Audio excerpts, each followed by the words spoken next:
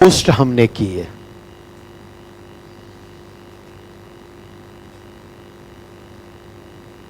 एक, हमास के इजराइल पर जो अटैक हैं उससे संबंधित था, और उस पोस्ट में एक और उसकी निंदा की गई थी, दूसरी ओर मेरा क्लियर कट स्टैंड था कि उसे टेरर अटैक कहने से बचा जाए, नहीं कहा जाना चाहिए। और दूसरे पोस्ट में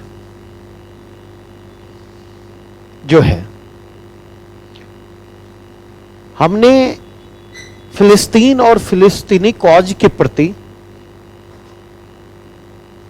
सहानुभूति प्रदर्शित करते हुए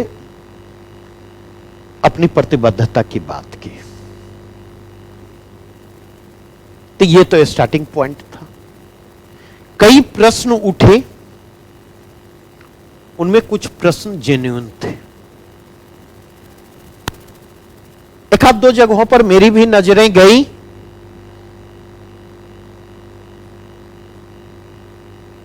कि उस अटैक को क्या सेग्रीगेट करके हिस्ट्री से देखा जाए, पास्ट से देखा जाए, एक प्रश्न यह उठा। दूसरा प्रश्न उठा कि अगर उस अटैक को हम अतीत से सेग्रीगेट नहीं कर सकते, अलगा नहीं सकते हैं, तो जब हम हिस्ट्री की बात कर रहे हैं तो किस हिस्ट्री की बात करें? क्योंकि हिस्ट्री के तो कई डायमेंशन होंगे। एक हिस्ट्री का डायमेंशन हो सकता है 1948 को हम स्टार्टिंग पॉइंट बनावे, यूएन रिजोल्यूशन को।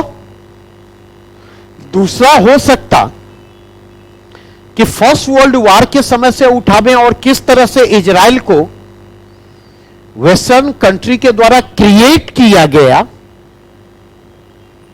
वहां से उस चीज को उठावें। और एक तीसरा कंटेक्स्ट हो सकता कि और पीछे हिस्ट्री में जाकर के जो कन्फ्लिक्ट है जुडाइज्म बनाम इस्लाम का, नहीं बनाम क्रिश्चियनिटी का, जो हजारों वर्षों का इतिहास है, उसके कंटेक्स्ट में देखा जाए। क्योंकि यरूशलेम की अपनी अहमियत है।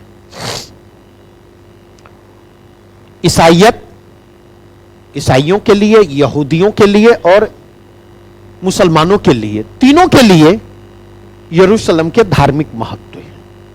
और मक्का और मदीना के बाद देखेंगे, और हाथ भी चलाते रहिएगा तो एंगल मिलेगा।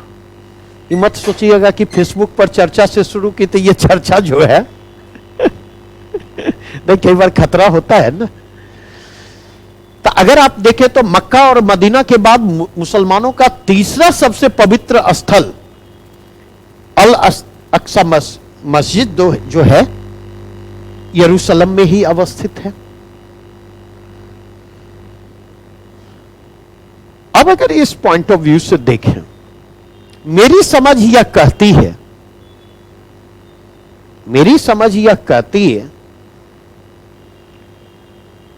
कि अगर हम प्रॉब्लम को उलझाने में रुचि है तो इतिहास को जहां भी ले जाना चाहें,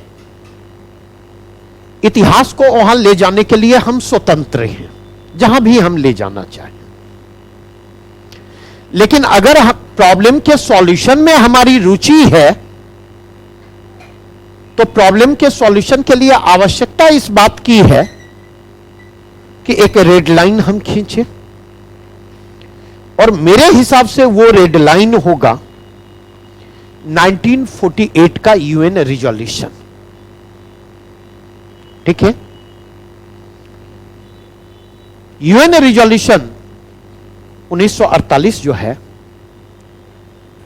टू नेशन थ्योरी के माध्यम से इस प्रॉब्लम के सॉल्यूशन की बात करता है। यहूदी स्टेट इजराइल और अरब स्टेट फिलिस्तीन, दो सॉवरेन नेशन होंगे और उसी रूप में इस प्रॉब्लम का सॉल्यूशन निर्धारित किया जाएगा। ये बुक मिल रही है क्या? अभी मार्केट में उपलब्ध है? कहां मिली? कितने साल पहले? इस बुक को मैं बहुत दिन से ढूंढ रहा हूं। अगर कहीं मिले तो एक कॉपी मेरे लिए ले लीजिएगा, क्योंकि एनबीटी से भी पता की थी, लेकिन ये उपलब्ध नहीं है एनबीटी में, आउट ऑफ प्रिंट है। तो अगर आप देखें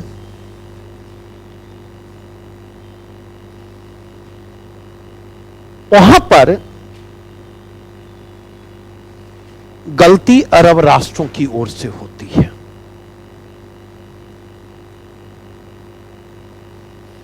और अरब राष्ट्रों की ओर से गलती यह होती कि यूएन रिजोल्यूशन को एक्सेप्ट करने की बजाय उन्होंने यूएन रिजोल्यूशन का जो बेसिक स्पिरिट है उसको वायलेट करते हुए इजराइल पर अटैक कर दिया।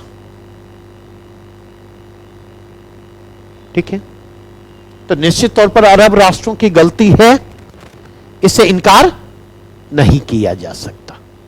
इनिशिएटिव उन्होंने लिया। ठीक है, लेकिन उसके बाद से अब तक देखें तो उसके बाद से अब तक इजराइल का जो रवैया है वह चिंताजनक है। यूएन रिजोल्यूशन को लेकर के भी, टू नेशन थ्योरी के प्रति कमिटमेंट को लेकर के भी, और एक सॉवरेन नेशन के रूप में फिलिस्तीन के एग्जिस्टेंस को लेकर के भी। ठीक है, और अगर आप देखें तो कई लड़ाइयां बड़े स्तर पर हुई हैं अब तक, और हर लड़ाई के साथ जो है फिलिस्तीन और सिकुड़ता गया और इजराइल का आकार और इजराइल का प्रभाव क्षेत्र और बढ़ता चला गया। ये एक पहलू है। दूसरा पहलू देखें तो एक और चीज मैं कहना चाहूंगा कि 7 अक्टूबर 2023 जब हमास ने इजराइल पर अटैक किया, ऐसा नहीं कि उस अटैक के पहले जो है सब कुछ बड़ा शांतिपूर्ण चल रहा था। इस बात को समझिए। फिलिस्तीन 2 इंड पर है, 2 हिस्सों में बटा हुआ है, गाजा पट्टी और वेस्ट बैंक। ठीक है, एक पर हमास का नियंत्रण है, दूसरे पर फतह पार्टी का नियंत्रण है। और यहां पर यह स्पष्ट मैं करना चाहूंगा, फिलिस्तीनी राष्ट्रवाद के परिप्रेक्ष्य में अगर आप देखें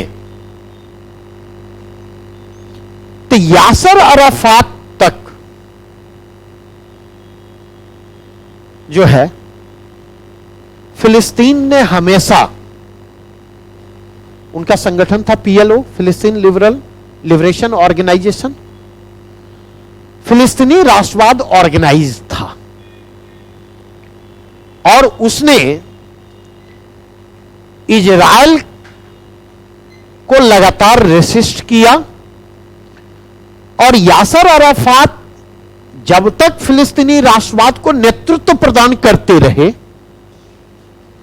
तब तक इंटरनेशनल फ्रंट पर और इंटरनेशनल कम्युनिटी के बीच अगर आप देखें तो फिलिस्तीन के प्रति जो है जबरदस्त सहानुभूति दिखाई पड़ती है। लेकिन यासर अराफात के प्रस्थान के बाद देखें, फिलिस्तीनी राष्ट्रवाद जो है वह दो हिस्सों में विभाजित होता है। आप कह सकते हैं कि राष्ट्रवादी शक्तियों में बिखराव की स्थिति उत्पन्न होती, क्योंकि इतनी बड़ी लीडरशिप का जाना एक पॉलिटिकल वैक्यूम को क्रिएट करेगा, और जो पॉलिटिकल वैक्यूम क्रिएट होगा उस पॉलिटिकल वैक्यूम को फिल करने की कोशिश अलग अलग फोर्सेज के द्वारा की जाएगी। तो अगर इस कंटेक्स्ट में देखें तो हमास एक अतिवादी संगठन है, उग्रवादी संगठन है, ठीक है, और वह फिलिस्तीनी राष्ट्रवाद जो है, तो फिलिस्तीनी राष्ट्रवाद के उग्र पक्ष का प्रतिनिधित्व करता, वायलेंस को वह स्वीकारता है, वायलेंस पर उसका जोर है, और वह इजराइल के एग्जिस्टेंस को नकारता है, निगेट करता है।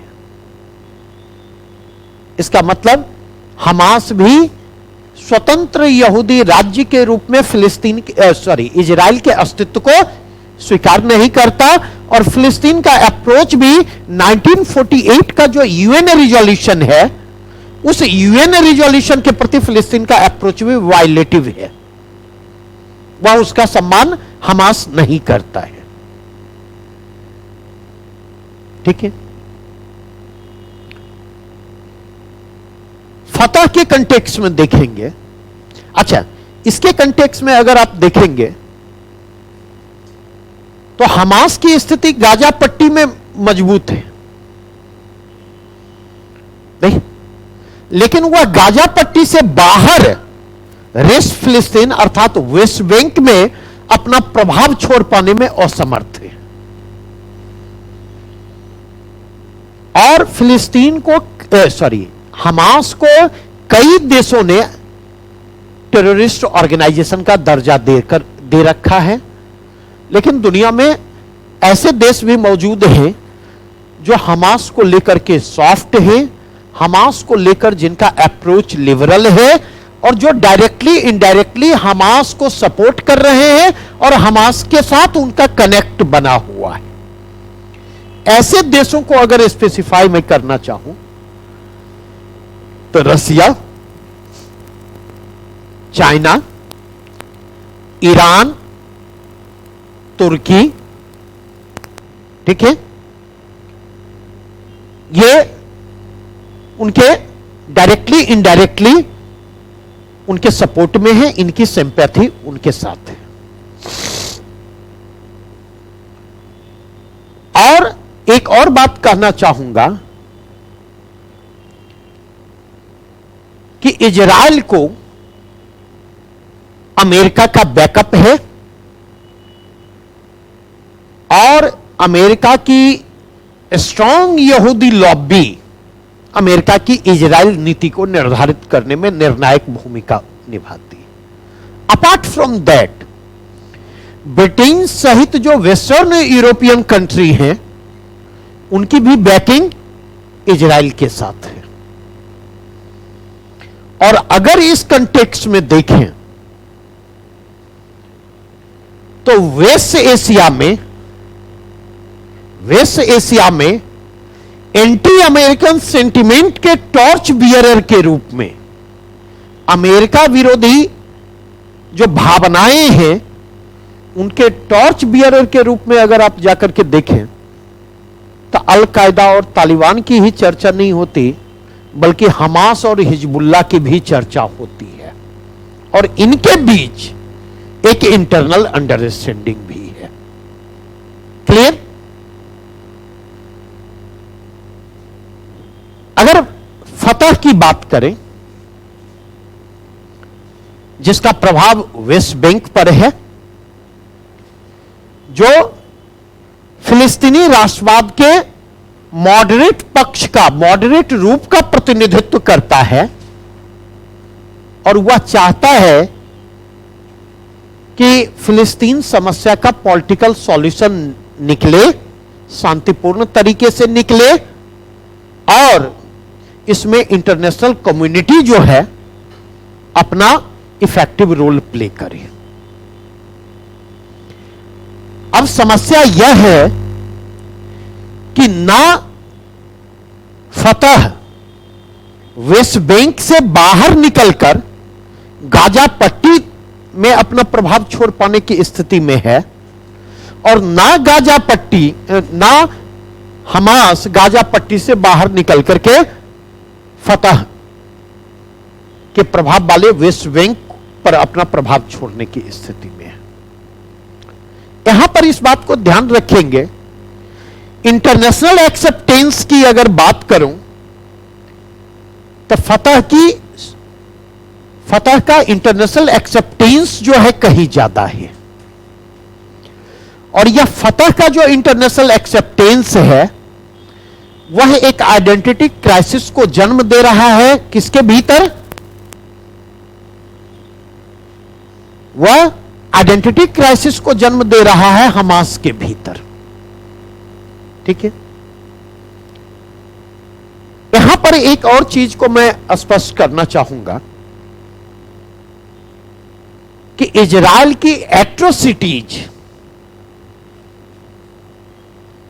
गाजा पट्टी में भी है और वेस्ट बैंक में भी, लेकिन अगर आप देखें तो वेस्ट बैंक पर इजरायली प्रेशर, इजरायली कंट्रोल और इजरायली इंटरफेरेंस ज्यादा है, सॉरी गाजा पट्टी पर।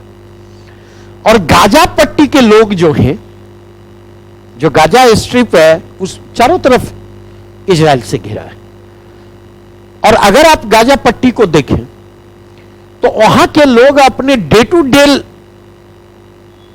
लाइफ में इजराइल पर डिपेंडेंट हैं, और छोटे मोटे स्तर पर स्मॉलर इंटेंसिटी वाले कॉन्फ्लिक्ट लगातार चलते रहते हैं वहां पर, और इसलिए डे टू डे के लाइफ में जो है उन्हें परेशानियों का सामना करना पड़ता। और इसलिए देखेंगे गाजा पट्टी के जो फिलिस्तीनी हैं उनमें व्यापक आक्रोश है इजराइल के प्रति, और वही व्यापक आक्रोश, वही व्यापक असंतोष जो है हमास के जनाधार को निर्मित कर रहा है। इतनी बातें स्पष्ट हुई। अब अगर यहां से आगे बढ़ें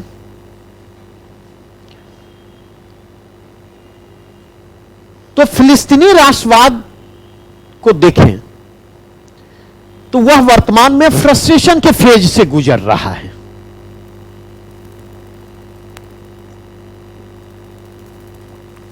और उसके इस फ्रस्ट्रेशन का कारण क्या है हमें यह समझना होगा, क्योंकि बार बार एक बात मैं कहता कि अगर आप समस्या के समाधान तक पहुंचना चाहते तो समस्या के समाधान तक पहुंचने के लिए आवश्यकता इस बात की है कि पहले हम समस्या को समझें।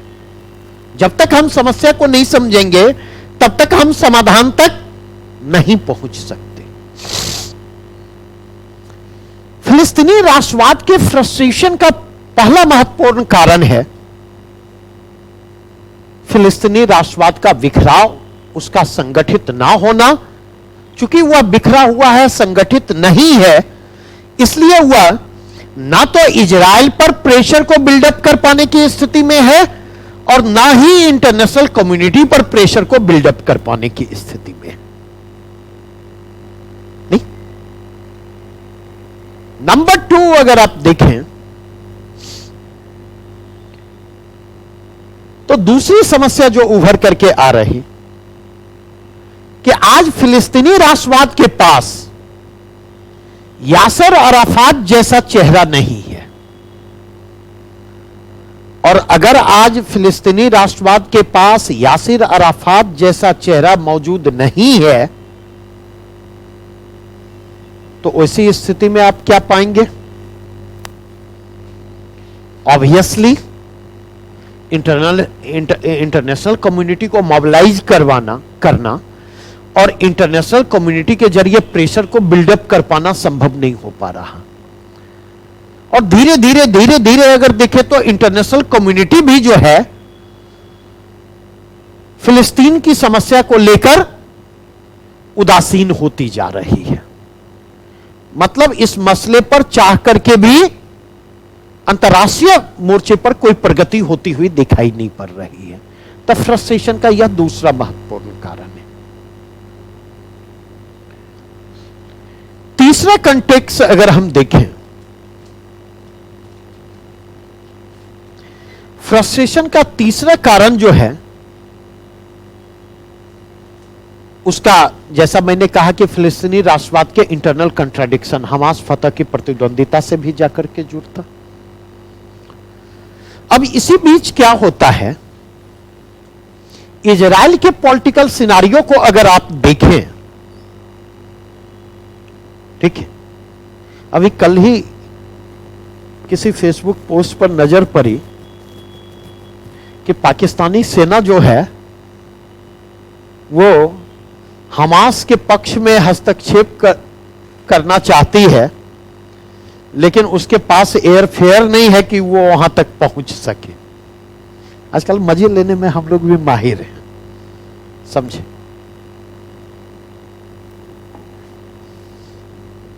इजराइल में ये ध्यान रखें, बेंजामिन नेतन्याहू जो है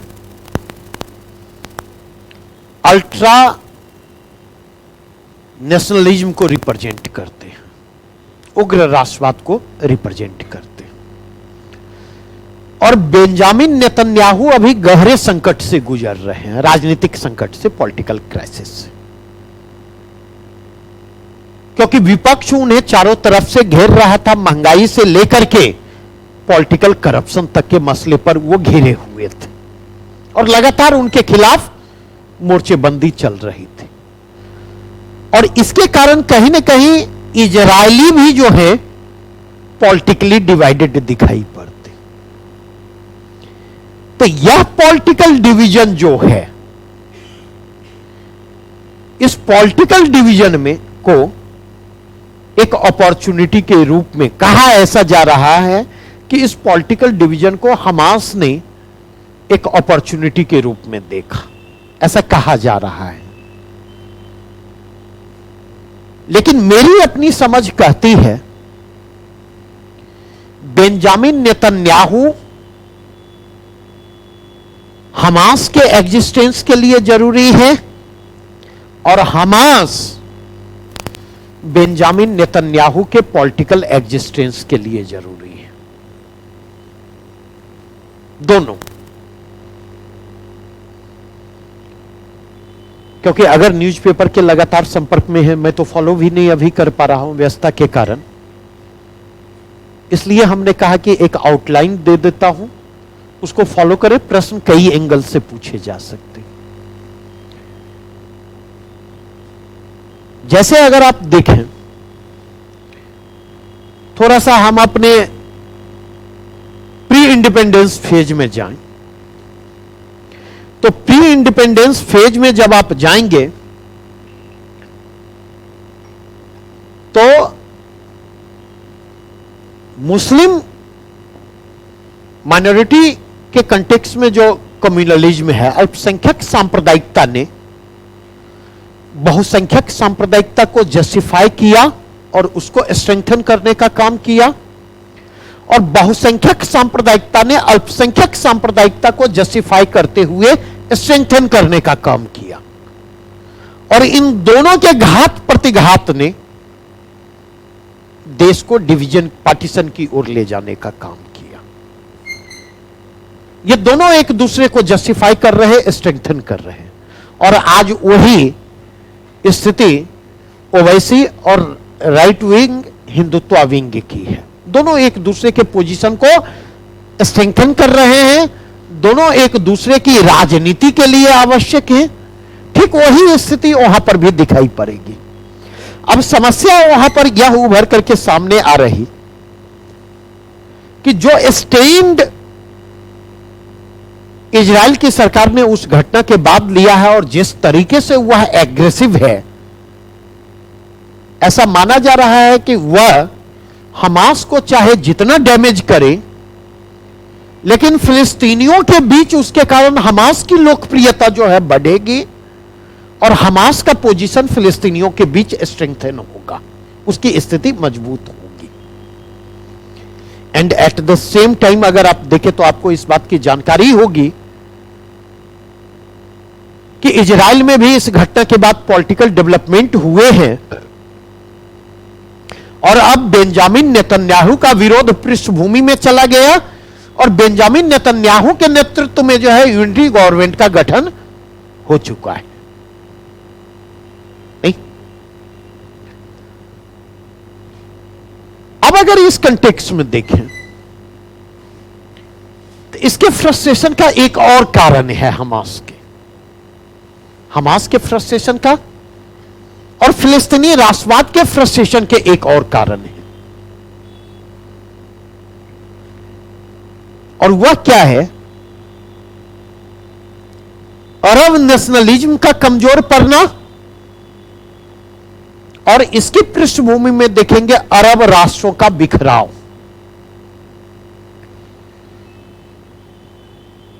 अगर आप देखें अरब राष्ट्रवाद को पहला महत्वपूर्ण झटका लगता है 1978 के कैंप डेविड एग्रीमेंट के जरिए, जब मिस्र जो है फिलिस्तीन समस्या और अरब राष्ट्रवाद को दरकिनार करते हुए अपने इंटरेस्ट में इजराइल के साथ एग्रीमेंट करता है। यह पहला झटका था और जबरदस्त झटका था। उसके बाद डे बाय डे अगर आप देखें तो अरब राष्ट्रवाद कमजोर पड़ता चला गया।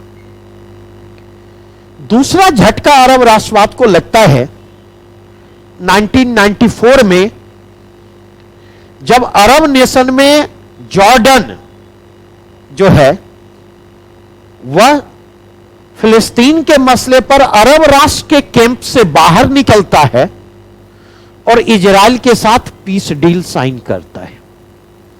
तो जॉर्डन जो है फिलिस्तीन के मसले पर अरब राष्ट्रों की एकता को झटका देने वाला दूसरा देश बना। लेकिन अगर हाल के कुछ वर्षों के डेवलपमेंट को देखें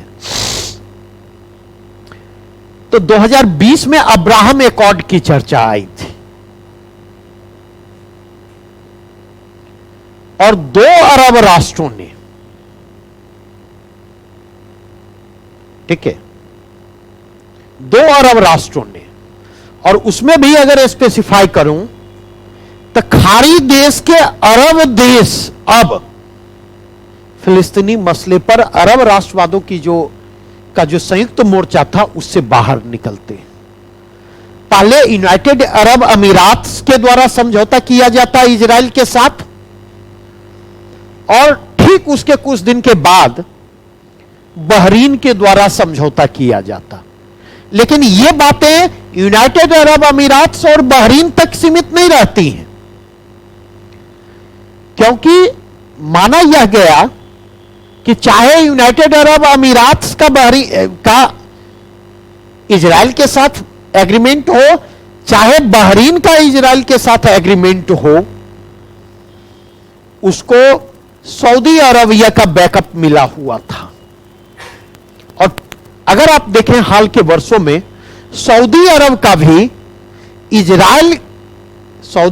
भी इजराइल को लेकर जो स्टैंड था वो सॉफ्टेन होता दिखाई पड़ता है। ठीक है, जो सऊदी अरब एक फेज में अरब राष्ट्रवाद को नेतृत्व प्रदान कर रहा था, संयुक्त मोर्चे में नेतृत्वकारी स्थिति में था। दूसरा, यह भी उम्मीद जताई जा रही है कि आने वाले वर्षों में कई देश इस कैंप से निकल करके इजराइल के कैंप में आने वाले हैं, अरब राष्ट्रों में कई और देश। तो ये जो अरब राष्ट्रवाद का बिखराव है नहीं, और इसके कारण फिलिस्तीन के मसले पर जो अरब राष्ट्रों का जो संयुक्त मोर्चा है वह दिन प्रतिदिन जो है वह कहीं ना कहीं वीकेन हो रहा है और उसमें डिसवर्सल आपको दिखाई पड़ेगा, बिखराव आपको दिखाई पड़ेगा। तो इसके कारण भी कहीं ना कहीं फिलिस्तीनी राष्ट्रवादियों में बेचैनी जो है वह बढ़ती हुई दिखाई पड़ रही। अब अगर इस कंटेक्स्ट में आगे बढ़े,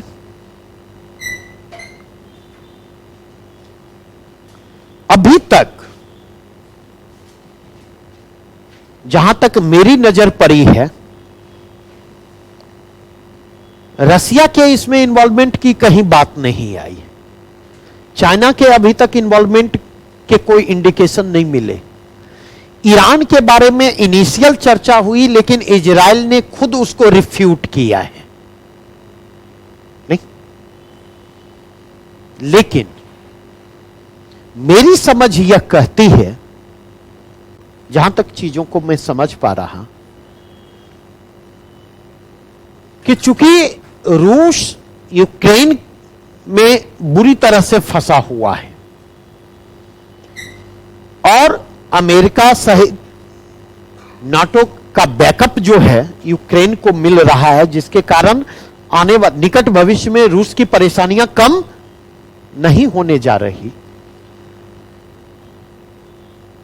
तो मुझे इस बात की आशंका है, और जितने बड़े स्तर पर यह तैयारी की जा रही है और इजराइल की नाकेबंदी के बावजूद हमास लगातार रेसिस्ट कर रहा है और पूरी ऊर्जा से रेसिस्ट कर रहा है इजराइल का, तो बिना रीजनल पावर के सहयोग और समर्थन के यह संभव मुझे नहीं लगता। और मुझे लगता है यूक्रेन के मोर्चे पर दबाव को कम करने के लिए जो है फिलिस्तीन समस्या की पृष्ठभूमि में इजराइल हमास संघर्ष को उभारने की कोशिश की जा रही है, ताकि नाटो पर भी दबाव निर्मित किया जा सके, यूक्रेन के मोर्चे पर दबाव को कम किया जा सके और एक पैरेलल मोर्चा खोलते हुए। और दो घटनाक्रम हैं जो मेरी इस आशंका को पुष्ट करते। पहला घटनाक्रम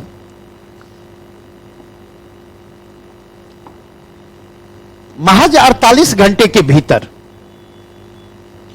7 अक्टूबर को जो अटैक हमास का होता, उसके 48 घंटे के भीतर आप देखेंगे लेबनान ने इजराइल पर अटैक किया। और यह ध्यान रखेंगे हिजबुल्लाह और हमास के बीच अंडरस्टैंडिंग है, उस रीजन में उनके बीच सहयोग है। और हमास और हिजबुल्लाह दोनों को ईरान का बैकअप है, दोनों को रशिया का बैकअप है, दोनों को चाइना का बैकअप है।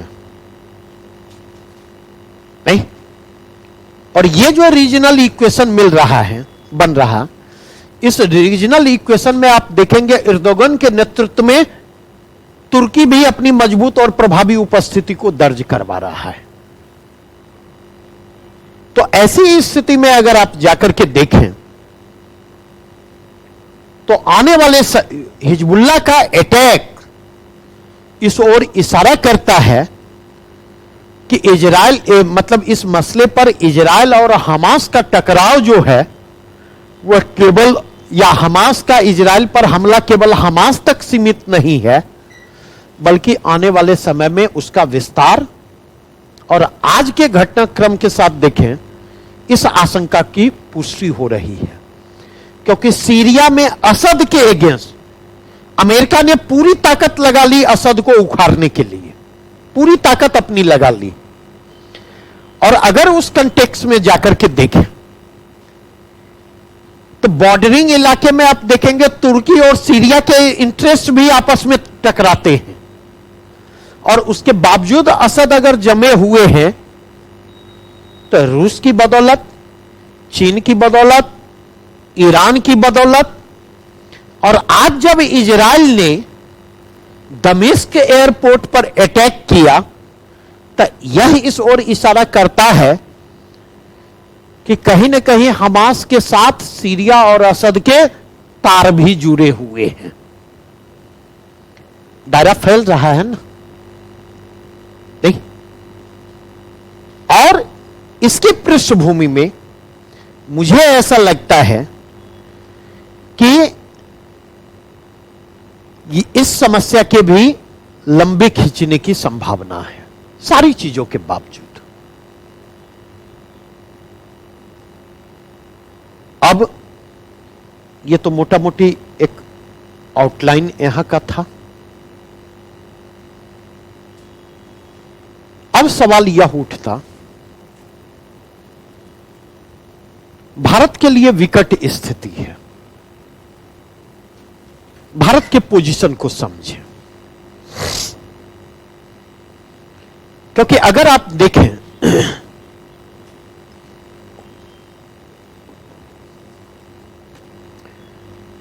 बड़ी आसानी से 3-4 चीजों का हवाला देकर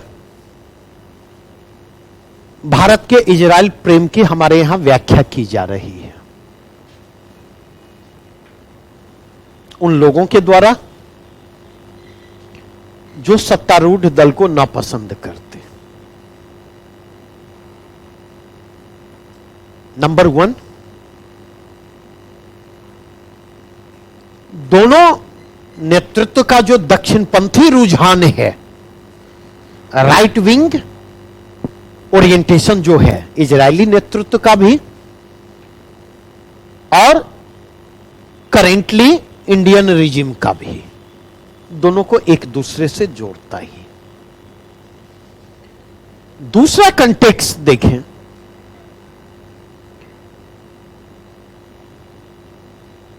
दोनों का एंटी मुस्लिम माइंडसेट, मुसलमान विरोधी मानसिकता, नेतन्याहू के कंटेक्स्ट में भी और भारत की रूलिंग पार्टी के कंटेक्स्ट में भी। यह दूसरा बिंदु है और यह फैक्ट है। ना तो चुप रहने से यह फैक्ट बदल जाएगा और ना ही बोलने से। तीसरी बात जो है, अमेरिका से नजदीकी और अमेरिकी दबाव, यह फैक्टर भी वहां पर काम कर रहा है।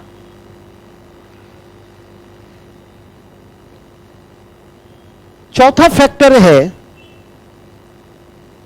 भारत का इंटरनल पॉलिटिक्स, आंतरिक राजनीति। चुनाव आगे निकट है, चुनाव आगे निकट है, तो उस स्थिति में ये चीजें भारत के इंटरनल पॉलिटिक्स में कम्युनल पोलराइजेशन में भी सहायक हैं। और इसलिए अगर आप देखें तो बहुत दिनों के बाद जो है राइट विंग सपोर्टर इतने एग्रेसिव आपको दिखाई पड़ेंगे और इतने एक्टिव दिखाई पड़ेंगे, इतने एक्टिव कि कई बार वो एक्टिविटी जो है चौंकाने वाली लगती है कि कहीं इजराइल की बजाय हम लोग कश्मीर तो नहीं डिस्कस कर रहे हैं। तो ये तो पॉलिटिकल कंटेक्स्ट है। लेकिन अगर हम भारत की इजराइल नीति को केवल इन्हीं संदर्भों तक सीमित रख के देखते तो हम भूल कर रहे हैं। हमें भारत की डिप्लोमेटिक मुश्किलों को समझना होगा। जैसे अगर डिप्लोमेटिक मुश्किलों को, भारत की डिप्लोमेटिक मुश्किलों को देखें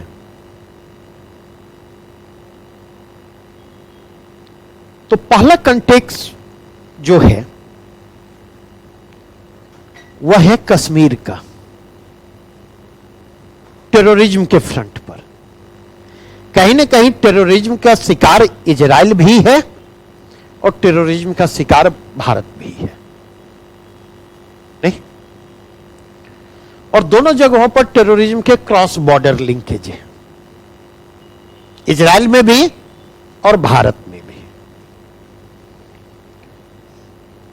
दूसरी बात, कश्मीर हमारी कमजोर कड़ी है।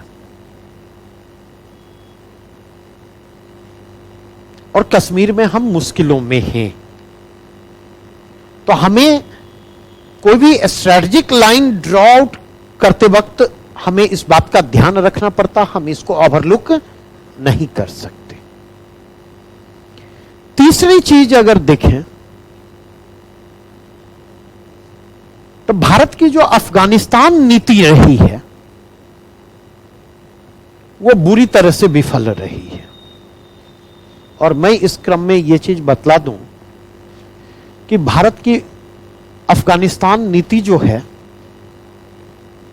वो कभी बहुत साउंड नहीं रही है, कम से कम पिछले 3 दशकों की अगर मैं बात करूं। हां, यह जरूर था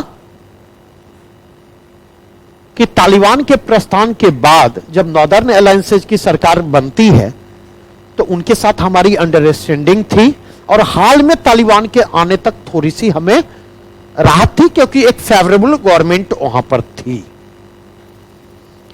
और फेवरेबल गवर्नमेंट होने के कारण क्या होता, थोड़ा सा इस इक्वेशन को समझिए। फेवरेबल गवर्नमेंट होने के कारण क्या होता कि सपोज यहां पर इजराइल है, नहीं, यहां पर अफगानिस्तान है, यहां पर पाकिस्तान है, और यहां पर अगर आप आकर के देखें कश्मीर भारत है। ठीक है, इस स्ट्रैटेजिक इक्वेशन को समझिए। तो जब तक अफगानिस्तान में फेवरेबल गवर्नमेंट थी, नहीं, तो इजराइल के साथ हमारी यहां पर अंडरस्टैंडिंग थी, अफगानिस्तान के साथ हमारी अंडरस्टैंडिंग थी, और यहां पर हम खुद मौजूद थे। तो अफगानिस्तान जो है, यहां पर जो सक्रिय इस्लामिक चरमपंथी ताकतें हैं,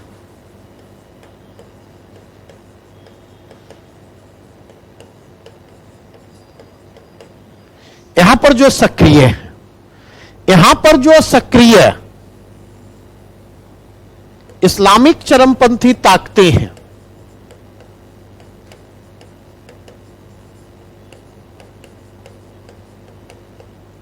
तो अफगानिस्तान में भारत के प्रति सॉफ्ट सरकार की मौजूदगी जो है, इन दोनों के बीच क्या करती थी,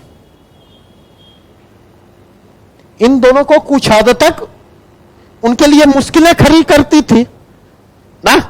तो इन दोनों के बीच जुड़ाव बहुत मजबूत नहीं हो पाता था। एक दूसरी चीज, अफगानिस्तान के मोर्चे से आ रही है, क्योंकि अफगानिस्तान स्वतंत्र अफगानिस्तान जो है पाकिस्तान के लिए एक्सेप्टेबल नहीं है, ध्यान रखिएगा। हमेशा पाकिस्तान अफगानिस्तान को अपने 5th प्रोविंसेज के रूप में देखता है, 5वें प्रांत के रूप में देखता है। ठीक है, और इसलिए देखेंगे तो यहां से प्रेशर पाकिस्तान के ऊपर है, और चूंकि प्रेशर यहां से भी पाकिस्तान के ऊपर है और यहां से भी पाकिस्तान के ऊपर प्रेशर है, नहीं, तो पाकिस्तान जो है कश्मीर के बॉर्डर पर फोकस नहीं कर पाता था, क्योंकि उसे 2 मोर्चों पर लड़ाई लड़नी पड़ रही है। और इस्लामिक चरमपंथी ताकतों का वह दबाव भारत पर निर्मित नहीं हो पाता था, क्योंकि वो बिखर रही थी।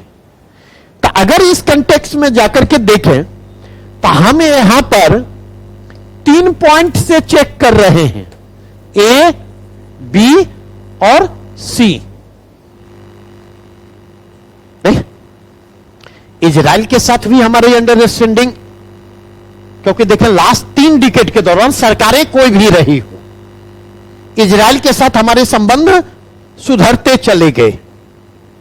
ठीक है, इस क्रम में फिलिस्तीन के कॉज को लेकर जो हमारा स्टैंड था उसमें डाइल्यूशन दिखाई पड़ता है, लेकिन डाइल्यूशन का मतलब कंप्रोमाइज के रूप में नहीं लिया जाना चाहिए। हमने जो है फिलिस्तीन के भारत की जो इजराइल नीति है उसको हमने भारत की फिलिस्तीन नीति से अलगा करके दोनों को सेपरेटली हमने ट्रीट करना शुरू किया, डिहाइफेनाइजेशन की जो पॉलिसी करते हैं। अब यहां समस्या क्या हो गई आप इस चीज को समझे, और मुझे लगता है वही गलतियां हम अभी दोहरा रहे हैं। अफगानिस्तान की समस्या के समाधान के लिए पैरेलली दो फ्रंट पर काम हो रहा था, दो फ्रंट पर पैरेलली काम हो रहा था अफगान प्रॉब्लम के सॉल्यूशन के लिए। एक जो था अमेरिका के नेतृत्व में अफगान समस्या के सॉल्यूशन की दिशा में पहल हो रही थी, और उसके पैरेलल अगर आप देखें तो आप यह पाएंगे किसके नेतृत्व में अफगान समस्या के सॉल्यूशन की बात चल रही है, तो चीन, मास्को के नेतृत्व में, मास्को रूट उसको कहा जाता था, मास्को, चीन, ईरान, ठीक है। तो अमेरिका के नेतृत्व में अफगान समस्या के जिस सॉल्यूशन की बात चल रही थी, और मास्को रूट के जरिए अफगान समस्या के सॉल्यूशन की बात जो चल रही थी, इन दोनों में अंतर था। अमेरिका जिस सॉल्यूशन की बात करता था वहां पर अफगानिस्तान में रीजनल अफगानिस्तान में वेस्टर्न डोमिनेंस को इंश्योर किया जाना था, और वहां पर सॉल्यूशन को ऊपर से इंपोज किया जा रहा था। और मास्को रूट के जरिए जो समस्या, अफगान समस्या का समाधान निकाला जा रहा था, उसके लिए टर्म यूज किया जा रहा था रीजनल सॉल्यूशन। और अगर अफगान समस्या की प्रकृति को देखें तो अमेरिकन रूट की तुलना मास्को रूट अफगान समस्या के जिस सॉल्यूशन की दिशा में पहल कर रहा था वह कहीं ज्यादा प्रैक्टिकल था, उसमें अस्थायित्व की संभावना जो है वह कहीं ज्यादा थी, क्योंकि उस सॉल्यूशन के प्रोसेस में रीजनल पावर इन्वॉल्व थी, और रीजनल पावर का यह इन्वॉल्वमेंट जो है वह उसकी लॉन्गेटिविटी को सुनिश्चित करने में कहीं ज्यादा सहायक था, उसकी प्रैक्टिकेबिलिटी को इंश्योर करने में कहीं ज्यादा सहायक था। चूक हमारे फ्रंट पर क्या हुई, हमने मास्को रूट अब को इग्नोर किया।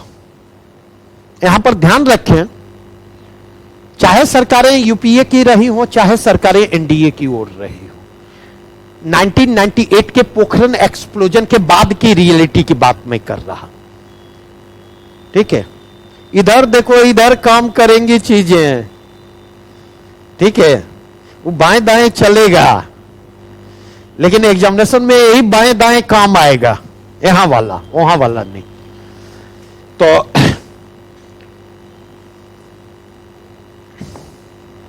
क्या कह रहा था,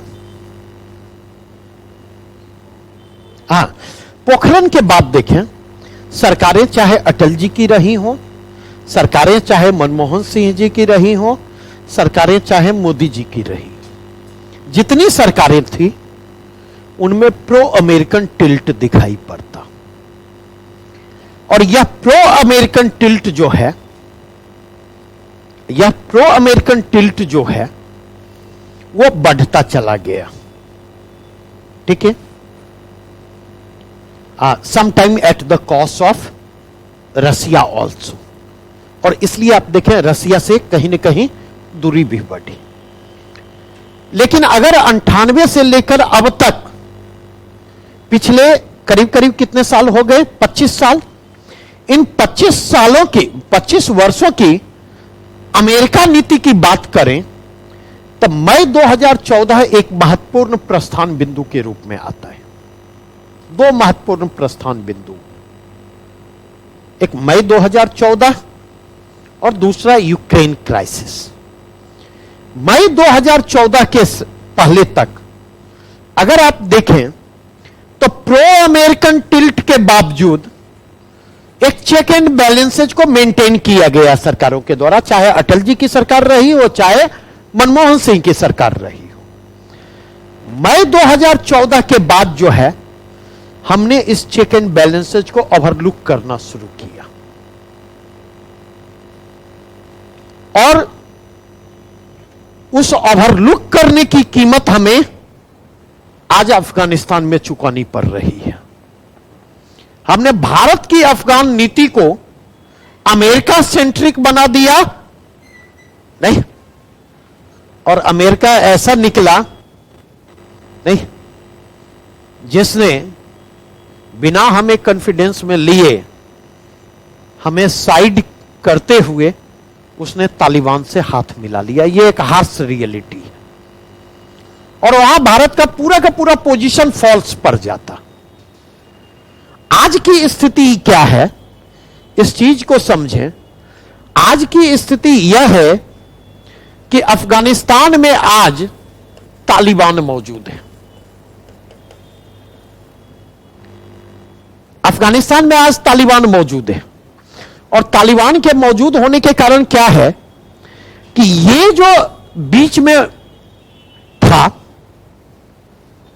ये फैक्टर आज के डेट में वेनिश कर चुका है, क्योंकि यहां पर भी इस्लामिक चरमपंथी ताकतें हैं, यहां पर भी इस्लामिक चरमपंथी ताकतें हैं, यहां पर भी इस्लामिक चरमपंथी ताकतें। और इसलिए देखें, इस्लामी चरमपंथी ताकतों का भारत पर दबाव बढ़ा, पाकिस्तान मुक्त हो गया। अब वह दो मोर्चों पर अपना ध्यान बटाने की बजाय अब यह अपना पूरा का पूरा ध्यान जो है, ये प्रेशर कहां, सॉरी, ये पूरा का पूरा प्रेशर अब निर्मित कहां हो रहा है? यह पूरा का पूरा प्रेशर यहां पर निर्मित हो रहा है।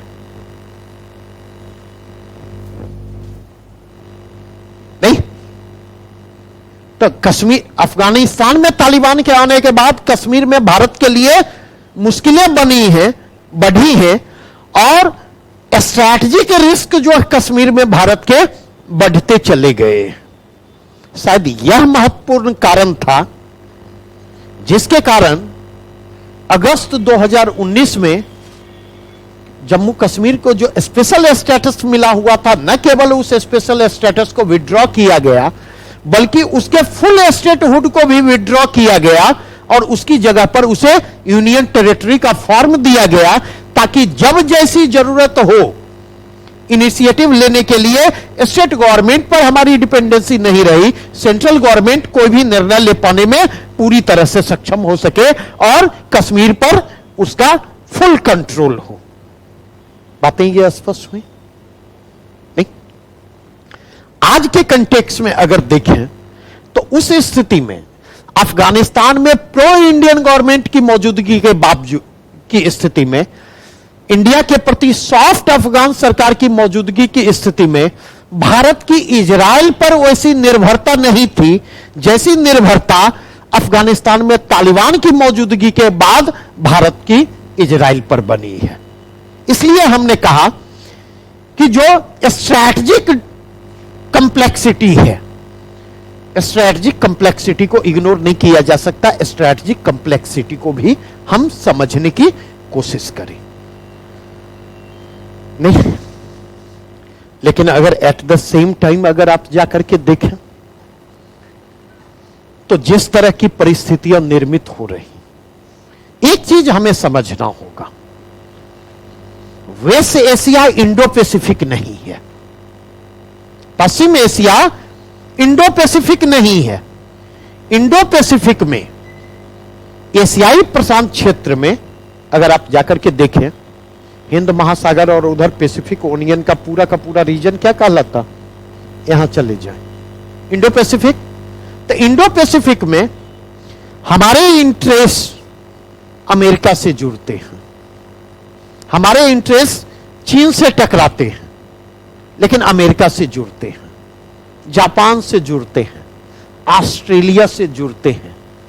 इसीलिए अगर आप जाकर के देखें तो समय समय पर क्वाड से लेकर के डिफरेंट इनिशिएटिव हम इंडो पैसिफिक में लेने की कोशिश करते और हमारे हर इनिशिएटिव के बाद चाइना बलबलाता दिखाई पड़ता है, चीन की बौखलाहट बढ़ती चली जाती। लेकिन अगर आप वेस्ट एशिया में आकर के देखें तो वेस्ट एशिया में हमारे इंटरेस्ट जो हैं अमेरिका के साथ इंटीग्रेट नहीं करते। वेस्ट एशिया में हमारे इंटरेस्ट जो हैं, वेस्ट एशिया के जो रीजनल पावर हैं और वेस्ट एशिया में के जो प्रमुख स्टेक होल्डर हैं, चाहे रसिया की बात हम कर लें, चाहे वेस्ट एशिया में चीन की बात हम कर लें, चाहे वेस्ट एशिया में हम जो है वेस्ट एशिया में हम सऊदी अरबिया की बात कर ले, सऊदी अरबिया की भी मुश्किल बढ़ी है।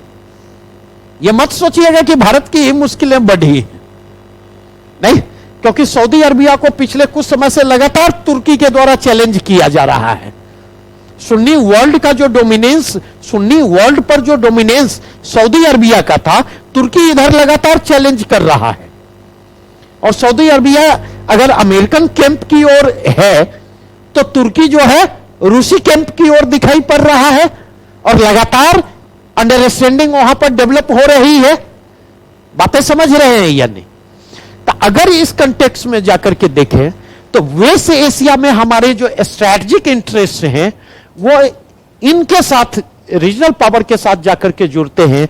और शायद यही कारण है कि वहां पर हम संघाई कोऑपरेशन ऑर्गेनाइजेशन में ना केवल हम उसके सदस्य हैं, बल्कि वहां पर लगातार अपनी सक्रियता को बढ़ाने की कोशिश में लगे हुए।